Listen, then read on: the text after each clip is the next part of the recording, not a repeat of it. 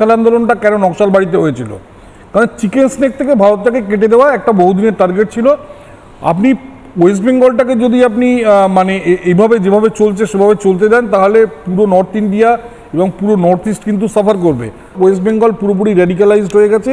এখানে এই ultra left এবং এখানকার যে জয়সি মোহাম্মদ বা বলুন যে জেহাদি যারা, তারা এখানকার মিডিয়া, এখানকার এডুকেশন সিস্টেম এবং এখানকার অ্যাডমিনিস্ট্রেশন পুরো জায়গাতে একটা বড় রকমভাবে তারা কন্ট্রোল করছে। টার্গেট আজ থেকে বাংলা নয়, 1906 সালে যেদিন থেকে মুসলিম লীগ তৈরি হয়েছে সেদিন থেকে কিন্তু এটা কিন্তু মনে রাখতে হবে যে যেদিন থেকে মুসলিম লীগ তৈরি হয়েছে সেদিন থেকে কিন্তু এটা টার্গেট।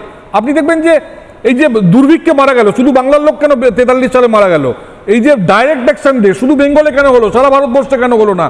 ভূমি সংস্কার শুধু বেঙ্গলে কেন হলো? ভূমি সংস্কারে কি হয়েছে? আমাদের হিন্দুদের জমিটা নিয়ে মুসলিমদের দিয়ে দেওয়া হয়েছে। আপনি দেখবেন এখানে পরবর্তীকালে লেবার আনরেস্ট শুধু আমাদের এখানে হলো কেন, সারা ভারতবর্ষে কেন হলো না কেন? এই স্টেটটাকে এখানে হিন্দু বাঙালিদের থাকার জন্য অনুপযুক্ত করে তুলে এখানে ওই দেশ থেকে লোক এনে এখানকার ডেমোগ্রাফি চেঞ্জ করে যদি এই জায়গাটাকে কাশ্মীর বানিয়ে দেওয়া যেতে পারে কালকে, যদি এখানে হিন্দু বাঙালিদের যদি এখান থেকে বের করে দেওয়া যায়, তাহলে কিন্তু পুরো নর্থ ইন্ডিয়া এবং নর্থ ইস্ট তারা কিন্তু মানে সম্পূর্ণভাবে আটকে যাবে। তাদের যে গেট হয়েছে কলকাতা।